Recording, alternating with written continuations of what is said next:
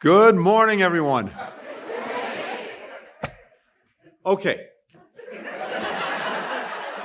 Now, I think we've already learned a few lessons today. Lesson number one, never follow Tom Pickering. But also, I think we've learned some other lessons. Never follow Jared. Never follow Melanie. Never follow Karina. Never follow Hermes. Tom Pickering, as you heard from Samantha Power, is, for very good reason, one of the most revered alums of this institution. Revered by me, by Samantha, by so many others, looked up to for guidance, for wisdom, for so many years. And you've heard today why he's such an effective diplomat. 100%, okay. We know where we need to go. So, Tom, thank you. But this is really remarkable because, again, I want to come back to something that Tom said. We're looking at 30, we're looking at 20, we're looking at 10, we're looking at 5. And to the ambassador's point, not that many things actually survive institutionally in this town for as long, but not only survive, thrive. And this is the evidence of that. And it's incredibly powerful. If you go anywhere in the corridors of this department, AID, around town, the halls of Congress, and you hear the names Pickering, Rangel, Payne, and now Fate, you know what people are talking about.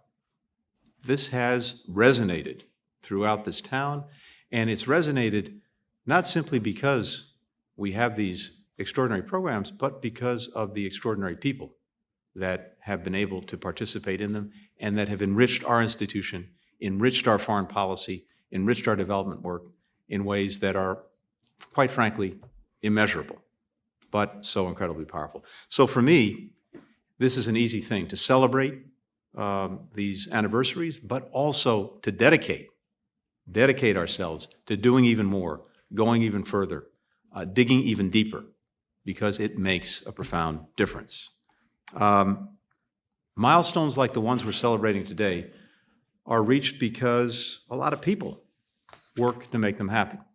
So, our program partners at Howard University, the Washington Center, thank you, thank you, thank you. Thank you to Wayne Frederick, president of Howard University, Kim Churches, president of the Washington Center, for joining us here today.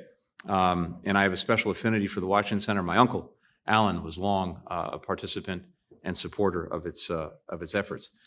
Sam, I think, had to go on to carry out her workday, but she has been remarkable as a supporter of the Payne Fellowship, a fierce commitment to making our nation's development workforce even stronger, even more capable, even more resilient. And I see that every single day.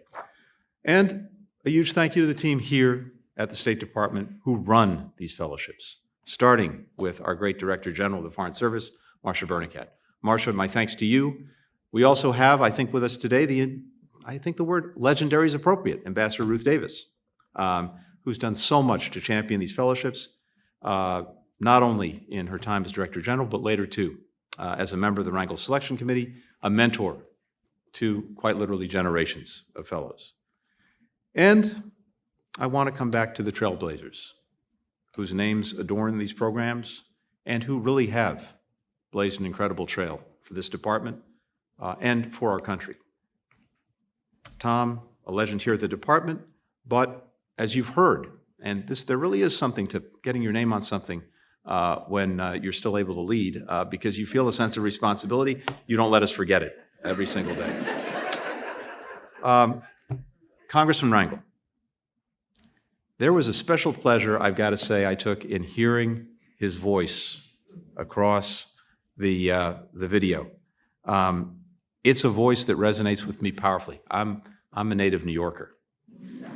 Charlie Rangel, wow, this is someone that I've looked up to and revered for so many years as an extraordinary leader. And that voice gets you every single time, and it was really great to hear it today. He has been a leading force for so long in making us more diverse. And the late Congressman Don Payne, who, as we've heard, set an incredibly powerful example in his dedication to equality, and we're lucky to have his son, Congressman Don Payne Jr. here, with us today. Thank you so much. Now, in my experience, devoted public servants like these don't actually think about their legacies. They're actually focused on doing good work, and that's what becomes their legacy. These fellowships represent living legacies for these remarkable people.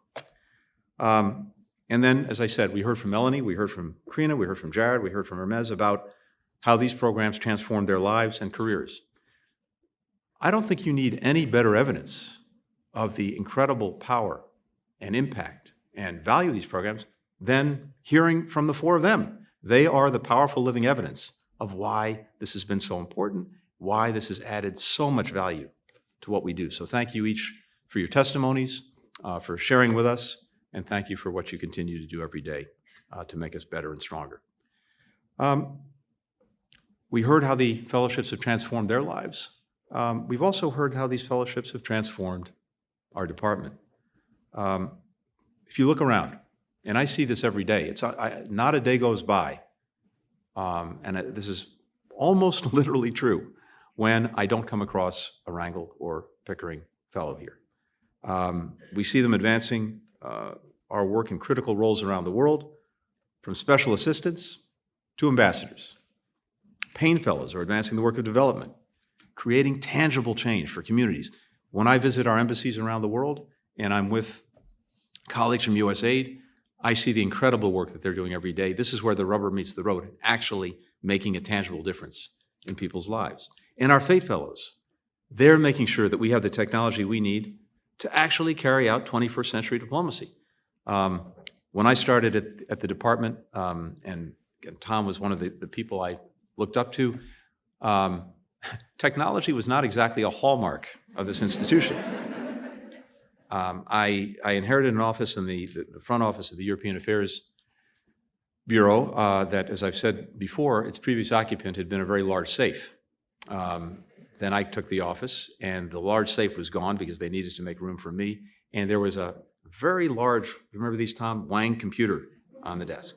Well, we've made a little progress since then, but we need to do more, and Fate Fellows are making sure that we have the technology that we need to carry out diplomacy in this century.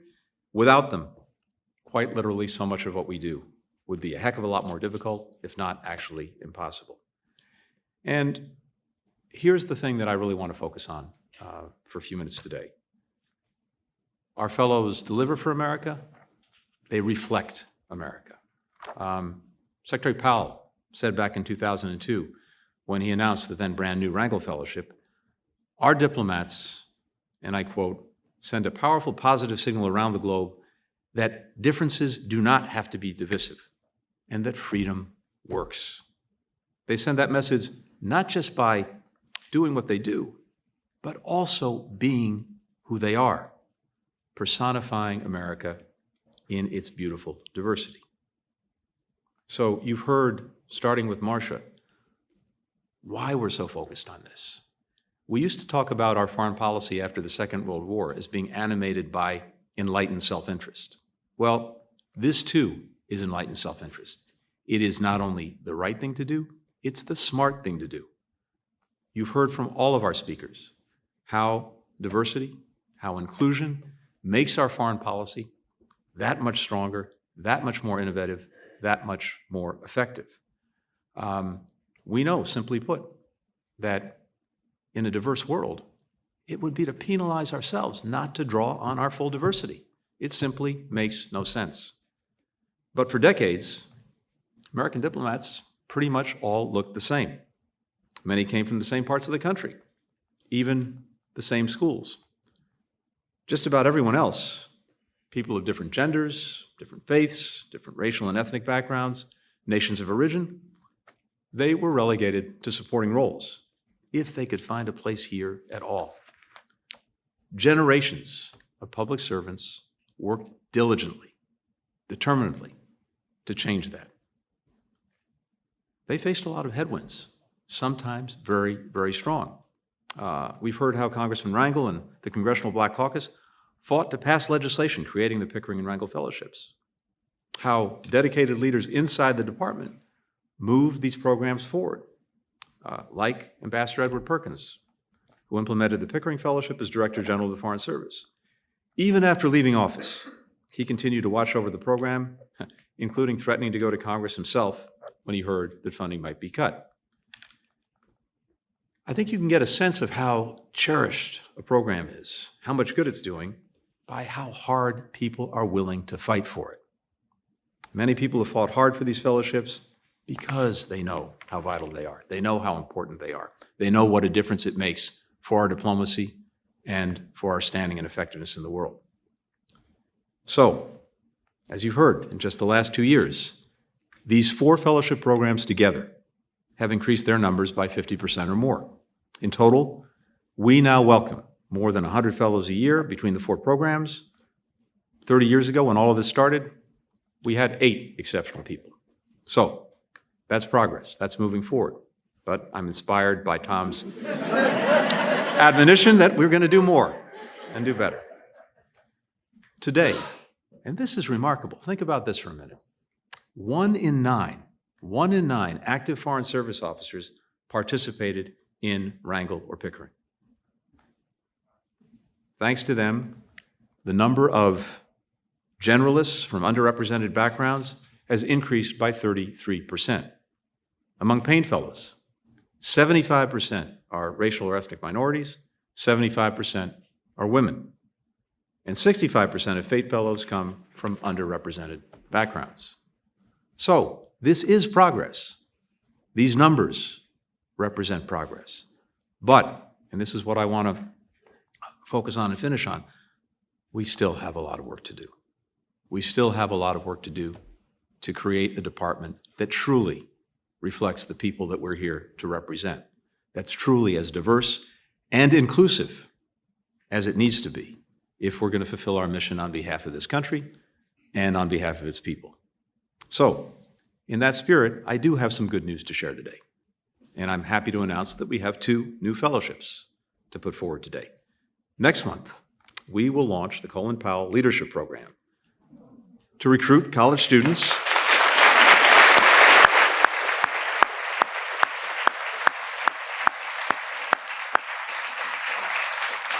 This program will recruit college students and recent graduates to the civil service.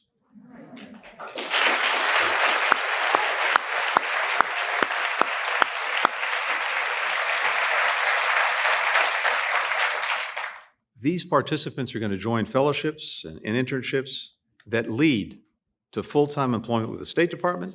They're going to get training, mentoring to prepare them for the world of diplomacy. We're also creating a new fellowship for something that is very near and dear to me, and that is our Diplomatic Security Service.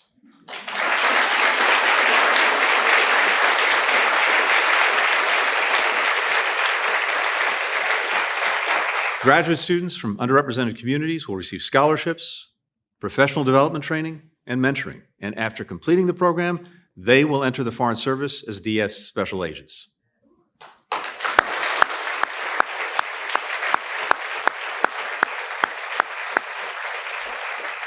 Now, this fellowship is going to be named for another exceptional public servant, William D. Clark Sr. He was the first member from diplomatic security to achieve the rank of ambassador.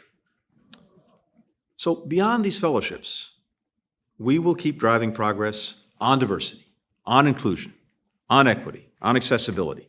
We're going to be driving it across the department, working with the leadership of another remarkable person, Ambassador Gina Abercrombie Winstanley, our first Chief Diversity and Inclusion Officer. Gina has been leading an extraordinary effort from almost day one. We created this office. It was one of the very first things that I did as secretary, reporting directly to me to make sure that every single day we are driving the work and driving the agenda of building a department that reflects this country. There has been a lot of good work done over the last 18 to 20 months. I won't rehearse it all, but simply put, standing up this office, having senior leadership in every bureau at the Deputy Assistant Secretary level, reporting to and connecting with this office, having a senior advisory board across the department working together to make sure that we are advancing this agenda. We have, for the first time ever, a remarkable data set where we've disaggregated data and we have a picture of virtually every single office in the department, where we are, where we're not, where we need to go. We have a 5-year strategic plan that will soon be published. It's at the White House now, that reflects commentary, ideas from almost 1,000 Foreign Service officers and civil servants. Together, we're looking at every single aspect of how we need to carry this forward this agenda, from recruitment, which is vital, and particularly reaching out to communities that have been underrepresented here, in high school, in college, opening hearts, opening minds to the idea that this could be a career. This could be a place where they want to spend their working lives.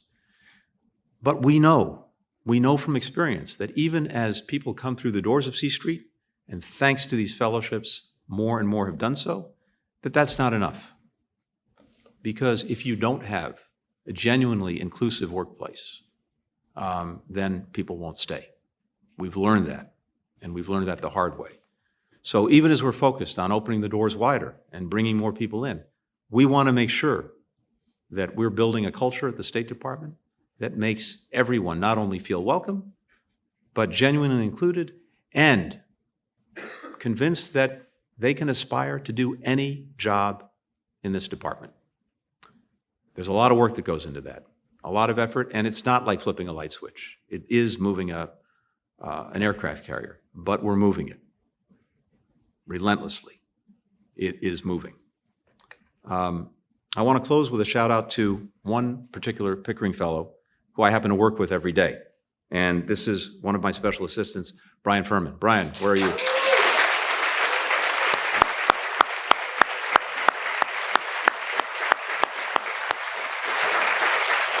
So, and a group of us had lunch just yesterday, and catching up and learning some of the stories. And the question I'm always asking people, especially the younger folks among us, is what brought you here? How did you wind up here? So in college, Brian studied languages. He studied psychology. He also practiced martial arts. So when he thought about his future, he thought, maybe I'll keep studying languages. Maybe I'll go into health field. Maybe I'll open a martial arts studio, which tells you a little bit about the multi-talents that he brings to this job. And by the way, having some background in martial arts is extremely helpful in the work that we're doing every day, and it makes me feel a lot better. But then Brian spent a year in Tajikistan on a Fulbright and saw all of the extraordinary work that our embassies and our diplomats are doing. So he applied for a Pickering. He was accepted. He joined the department, and now we travel the world together, and he's making sure that this office, the Office of the Secretary, runs smoothly, which, as you can imagine, is not necessarily a job for the faint of heart. So, Brian, thank you, is just one more powerful example of how wonderful these fellowship programs are.